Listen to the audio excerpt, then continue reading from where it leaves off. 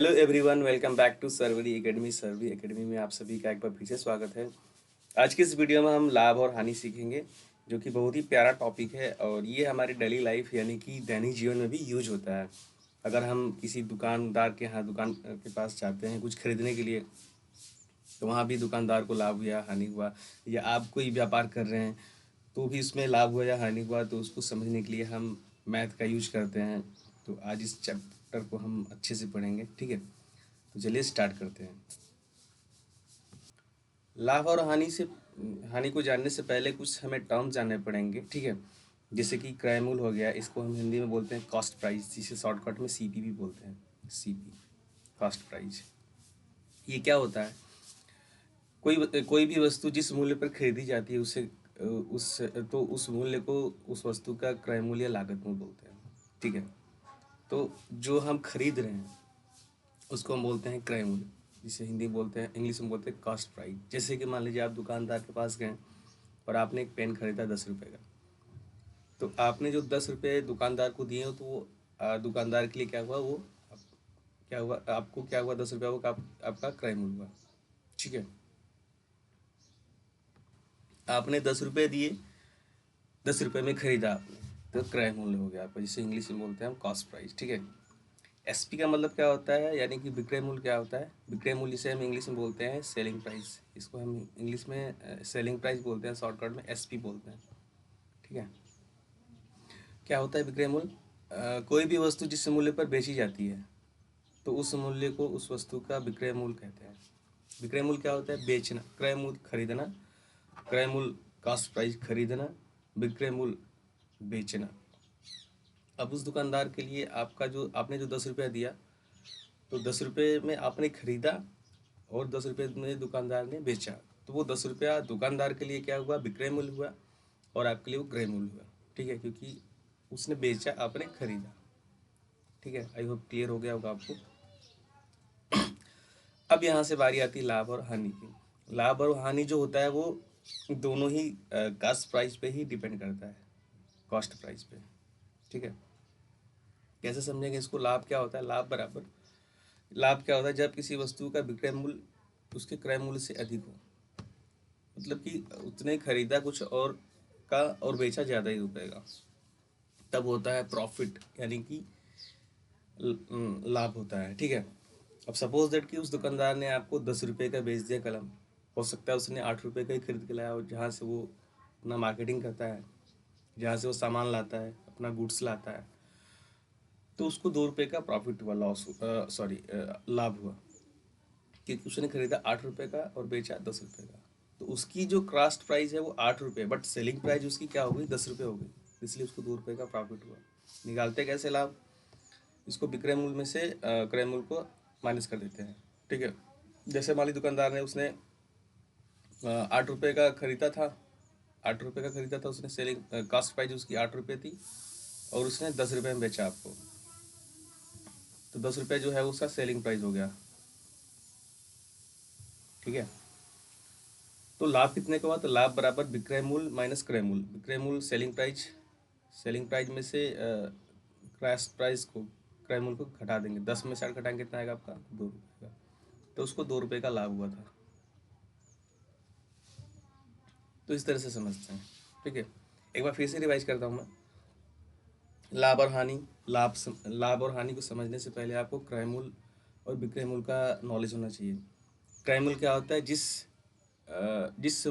Price पर आप खरीदते हैं, जिस रुपए को देकर के आप खरीदते हैं, क्रय मूल्य मतलब खरीदना, कॉस्ट प्राइस। आप दुकानदार के पास गए, आप कुछ भी आप मार्केट में गए खरीदे, जो भी आपने रुपए थे वो आपका हुआ कॉस्ट प्राइस। सेलिंग प्राइस यानी कि विक्रय मूल्य, जिस भी प्राइस पर, जिस भी मूल्य पर बेचा जा रहा है। क्रय खरीदना, विक्रय बेचना, मैं आपको बता रहा हूँ शॉर्टकट, ठीक है। अब सपोज दैट कि आपने उस पेन को 10 रुपये में ला करके 10 रुपये में आपने खरीदा, तो आपके लिए क्रय मूल्य हुआ 10 रुपया। अब आप घर पे आए, स्कूल गए या कहीं गए, आपने उस पेन को, उस कलम को आपने अपने फ्रेंड को 5 रुपये में बेच दिया, ठीक है। बात को समझिए, आपने मार्केट से 10 रुपये में खरीदा, आपके लिए वो क्रय मूल्य हुआ। अब आप मार्केट में गए, उसको मार्केट से 10 रुपये में खरीद के लाए, अब आप स्कूल में गए, किसी फ्रेंड को नीड हुआ, ज़रूरत आई, पेन नहीं था उसके पास, उसने उसको 15 रुपये में आपने उसको बेच दिया। तब आपके लिए 15 रुपये क्या हुआ? सेलिंग प्राइस हुआ। खरीदा आपने, कॉस्ट प्राइस CP आपकी थी 10 रुपये, और आपने बेच दिया उसको सेलिंग प्राइस, विक्रय मूल्य। कन्फ्यूज नहीं होना है, क्रय मूल्य को हम इंग्लिश में कॉस्ट प्राइस बोलते हैं, जिसे शॉर्टकट में हम CP बोल देंगे, और विक्रय मूल्य को सेलिंग प्राइस बोलते हैं, जिसे इंग्लिश में सेलिंग प्राइस बोलते हैं, तो उसको शॉर्टकट में SP बोल देंगे। तो आपने इसको 10 रुपये में बेच के 15 रुपये, 10 रुपये में खरीद के 15 रुपये में बेच दिया, तो कितने का लाभ हुआ? लाभ बराबर क्या है, इसको नोट कर लीजिएगा आप। लाभ बराबर विक्रय मूल्य माइनस क्रय मूल्य। विक्रय मूल्य में से क्रय मूल्य घटा देंगे, तो 15 में से 10 घटाएंगे तो 5 रुपये आएगा ना आपका, यह आपका प्रॉफिट हुआ, यानी कि लाभ हुआ। अब बात करते हैं हानि की। हानि कब क्या होगा? हानि उस केस में होगा जब आपका क्रय मूल्य जो होगा वो विक्रय मूल्य से ज़्यादा रहेगा, ठीक है। तो एक बार एक चीज़ और भी नोट कर सकते हैं आप कि लाभ में विक्रय मूल्य आपका क्रय मूल्य से बड़ा रहेगा, यानी कि सेलिंग प्राइस जो रहेगी वो कॉस्ट प्राइस से बड़ी रहेगी। सेलिंग प्राइस कॉस्ट प्राइस में कंफ्यूज नहीं होना है। सेलिंग मतलब सेल करना, मतलब बेचना, मतलब विक्रय मूल्य। कॉस्ट प्राइस मतलब खरीदना, मतलब क्रय मूल्य, ठीक है, कंफ्यूज नहीं होना है। तो लाभ का हो गया। आई होप आपने लाभ के बारे में समझ लिया होगा। प्रॉफिट के बारे में, लाभ को इंग्लिश में बोलते हैं प्रॉफिट, ठीक है। अब आती है बारी हानि की। हानि क्या है तो उसको भी देखते हैं हम। तो हानि केस में क्या होगा कि CP जो कॉस्ट प्राइस यानी कि रहेगा, यानी कि क्रय मूल्य जो रहेगा वो हमेशा बड़ा रहेगा विक्रय मूल्य से। यानी कि आपका यहाँ पे अपोजिट हो रहा है, उल्टा हो रहा है। आपने खरीदा, ठीक है, आपने बेचा उसको कम दाम में, जितने में खरीदा था आपने उससे कम दाम में बेच दिया। मान लीजिए उसी उसी पेन को आपने जो 10 रुपये में खरीदा था मार्केट में, और आपने उसको CP यानी मार्केट से आपने खरीदा था उसको, और आपने उस अपने 10 रुपये वाले कलम को अपने फ्रेंड को 5 रुपये में ही दे दिया आपने उसको, कि चल भाई फ्रेंड है तू, तेरा एग्ज़ाम खराब ना हो, तू ले ले 5 रुपये में ही। तो यहाँ पे देखिए उसको हानि हो गई, ठीक है। CP ज़्यादा है SP से, CP 10 है, SP 5 है।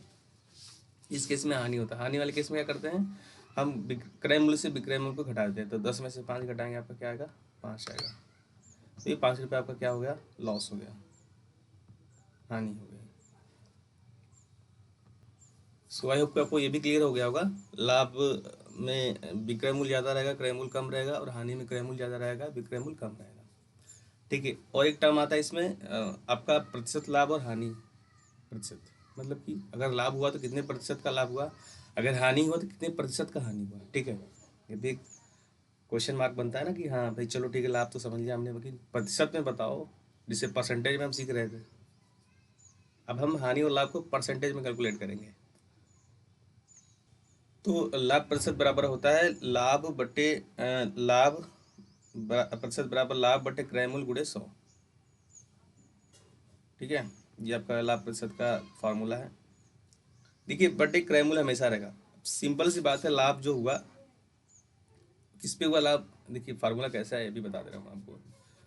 लाभ जो होता है किस पे होगा? CP पे होगा ना। जैसे परसेंटेज हम पढ़ते थे, तो जो ओवरऑल रहता है वो नीचे रहेगा हमारा। अब मैं परसेंटेज का लिंक डिस्क्रिप्शन में डाल दूंगा, आप परसेंटेज वाले चैप्टर में जाइए, चेक कर सकते हैं। तो लाभ हुआ, चलो ठीक है, लाभ होता है, चलो प्रॉफिट हुआ, लाभ हुआ, ठीक है, समझ गए। लेकिन प्रॉफिट किस पे होता है? CP पे होगा ना। जो भी होगा CP पे ही होता है, लाभ चाहे हानि। CP हो गया। अब ये लाभ आ गया आपका, लेकिन इसको परसेंटेज में बताना है हमें, तो गुणे 100 कर देंगे। ये फार्मूला लगाइएगा आप, आपका इजीली सॉल्व हो जाएगा ये। तो ये लाभ प्रतिशत का फार्मूला है। अब वही हानि प्रतिशत की बात करें हम अगर, तो चलो हानि हो गया, ठीक है, मानता हूँ लॉस हो गया। तो लॉस किस पे होगा? CP पे होगा ना। ओवरऑल जो होगा वो, ओवरऑल जो आता है वो नीचे रहता है हमारा, CP पे हो गया। अब ये लाभ हानि हो गया हमारा। बड़ी परसेंटेज में बताना, तो परसेंटेज क्या करेंगे हम? गुणा करते हैं ना 100 से। ये सीखा था हमने परसेंटेज वाला चैप्टर में अपने। तो इस तरह सॉल्व करते हैं हम। अब इस पर आप ट्राई कीजिएगा, क्वेश्चन सॉल्व कीजिएगा। अगर नहीं आता है तो आप मुझे कमेंट कर सकते हैं, मैं इस पर भी एक वीडियो लेकर के आ जाऊँगा, बनाऊँगा, ठीक है। सो वीडियो अगर अच्छी लगे तो वीडियो को ज़्यादा से ज़्यादा शेयर करें और चैनल को सब्सक्राइब करें। Thank you.